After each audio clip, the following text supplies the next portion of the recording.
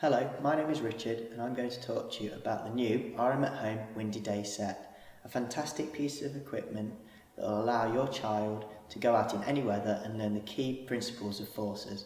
As I'm sure you're aware, children visit the topic of forces at least 3 times throughout their career between the ages of 4 and 11 at primary school, and this kit will enhance their learning whilst on school holidays. The kit has key equipment such as windsocks for pinning out and seeing the wind and air resistance, different textured scarves for compare and contrast experiments on which will drop the quickest, a nice windmill with 3 different multicolours for turning and spinning in the wind, ribbon for taking out and running along with to see which one will travel the furthest, wind chimes